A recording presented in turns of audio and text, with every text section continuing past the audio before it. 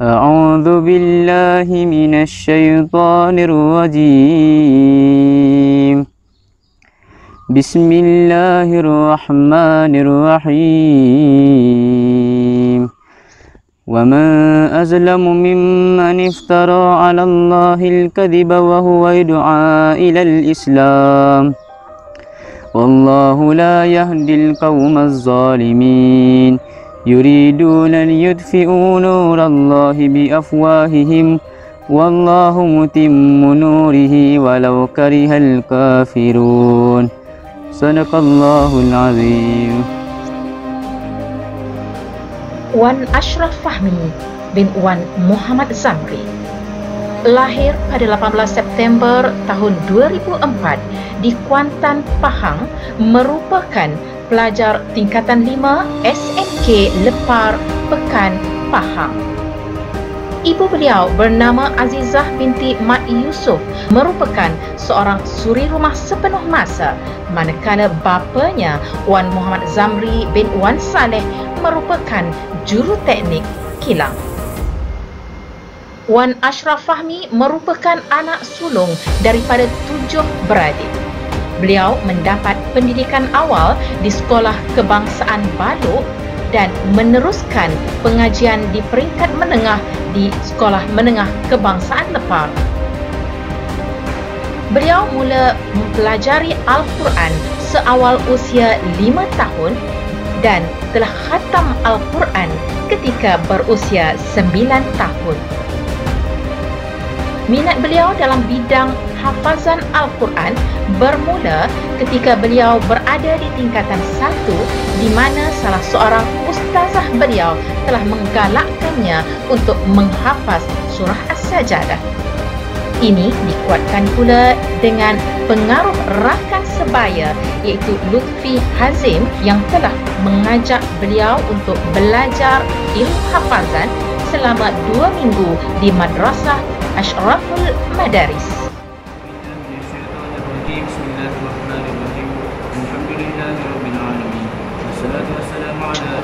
Sehingga ke hari ini, Wan Ashraf Fahmi telah menghafaz beberapa surah utama, antaranya surah Al-Mulk, Al-Insan, As-Saf, As-Sajadah, Yasin dan beberapa surah lagi.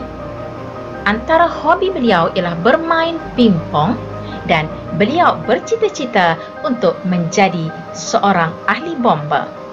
Siapakah Wan Ashraf Fahmi? Mari sama-sama kita dengarkan sesi temu bual bersama beliau.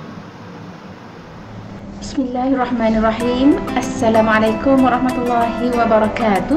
Apa khabar anak-anak sekalian? Pejam celik dalam tak sedar kita sudah pun berada di malam terakhir Ramadan dan hanya tinggal beberapa hari sahaja lagi kita akan merayakan Aidilfitri. Alangkah beruntungnya orang-orang yang menggunakan hari-hari sepanjang Ramadan ini untuk meraih sebanyak mungkin pahala.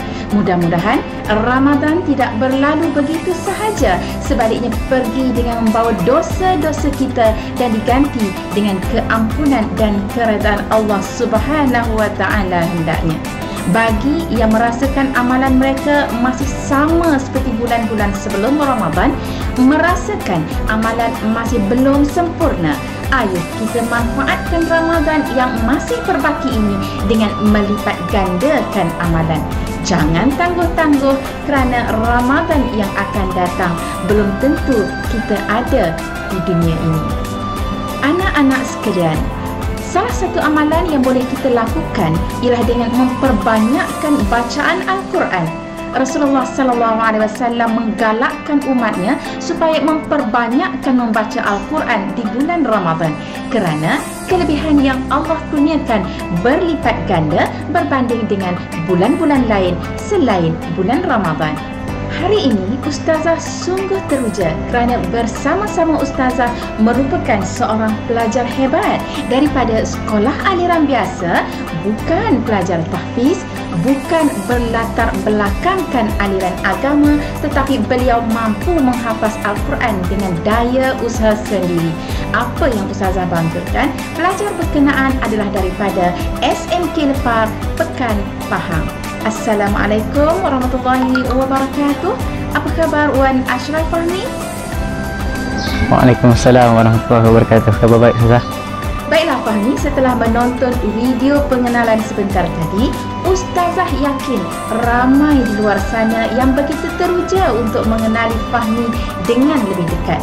Bukan senang kita nak jumpa remaja zaman sekarang yang berminat menghafaz dan mendalami ilmu Al-Quran, lebih-lebih lagi tanpa kelas-kelas secara formal. Soalan pertama Ustazah, dalam ahli keluarga Fahmi sendiri, ada tak mereka yang belajar dalam bidang agama atau bidang Al-Quran, atau ada tak yang memang hafal Al-Quran?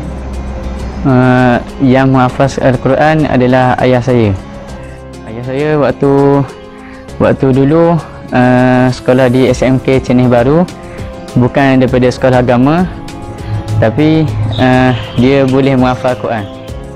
Selain daripada ayah dan ibu, Ustazah Umi Kalsum pernah mengajar saya dan juga rakan-rakan saya. Oh, Alhamdulillah, Fahmi dianugerahkan keluarga yang sentiasa memberi dorongan.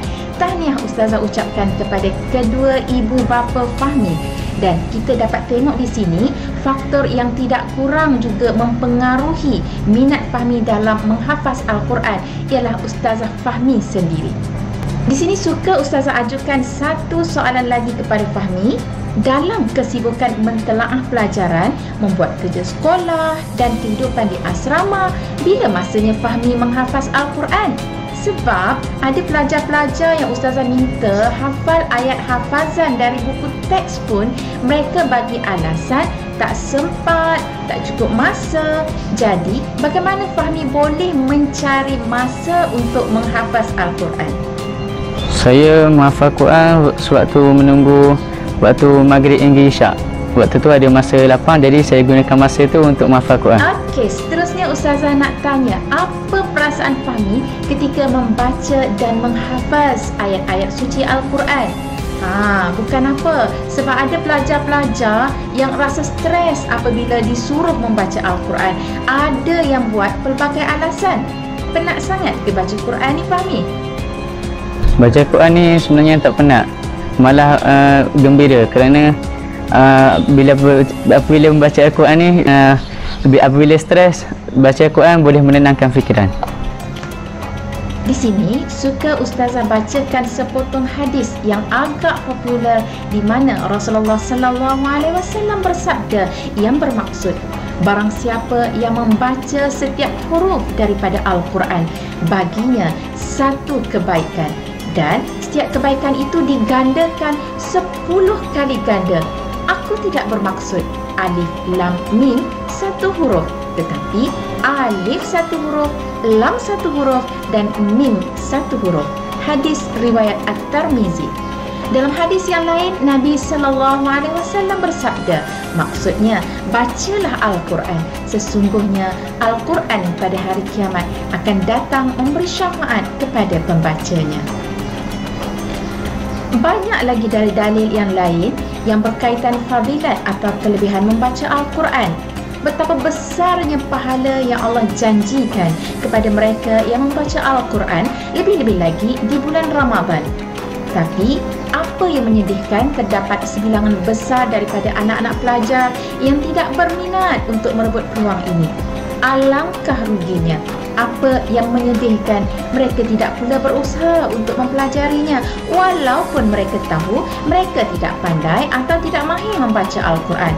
Lagi parah apabila setiap kali diperdengarkan bacaan ayat-ayat suci Al-Quran, mereka tidak mahu mendengar, membuat bising, berbual-bual, seolah-olah tiada apa-apa dengan Al-Quran. Sedangkan yang diperdengarkan itu adalah kalamullah, kata-kata Allah, Tuhan yang menjadikan kita. Ada juga dalam kalangan mereka yang apabila pihak sekolah mengadakan kelas-kelas Al-Quran, mereka lari menyembunyikan diri. Astaghfirullahalazim. Moga Allah memberi petunjuk dan hidayah kepada mereka. Jadi soalan berikutnya Fahmi, pada pandangan Fahmi, mengapa ada pelajar yang bertindak sebegini? Apa puncanya dan apa nasihat Fahmi kepada mereka? Puncanya Puncanya adalah daripada kurang dorongan ibu bapa. Mereka dah jauh ketinggalan, dah lama tak baca Quran, jadi mereka tidak lancar membaca Quran, menyebabkan mereka malu untuk membaca Al-Quran. Nasihat saya, sementara kita hidup ni, bacalah Quran, pergilah cari ustaz-ustaz untuk berguru. Okey, baiklah Fahmi, Ustazah nak tahu apakah harapan Fahmi di masa hadapan berkaitan menghafaz Al-Quran? Adakah akan diteruskan setelah tamat alam persekolahan atau terhenti begitu sahaja? Saya apabila habis sekolah, sementara tunggu result SPM, saya akan sambung hafazan saya. Dan harapan saya dapat hafaz 30 juz Al-Quran, insya-Allah. Alhamdulillah, insya-Allah Ustazah doakan cita-cita Fahmi itu akan dipermudahkan. Dan akhir sekali, apakah nasihat Fahmi kepada rakan-rakan di luar sana berkaitan dengan Al-Quran? Nasihat saya, sementara kita hidup ni, bacalah Al-Quran. Jangan malu untuk belajar. Walaupun kita tak lancar, tak apa, itu adalah dugaan.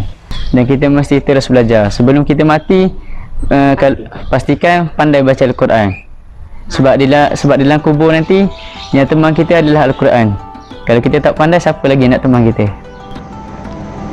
Okey, terima kasih Fahmi kerana sudi ditemu bual pada hari ini. Mudah-mudahan perkongsian ringkas kita pada hari ini akan memberi manfaat kepada seluruh umat Islam, khususnya di SMK Lepar Pekan Pahang. Mudah-mudahan Fahmi akan terus menghafaz Al-Quran, menjadi anak yang soleh, pelajar yang baik, berjaya dalam pelajaran serta dipermudahkan urusan di dunia dan di akhirat.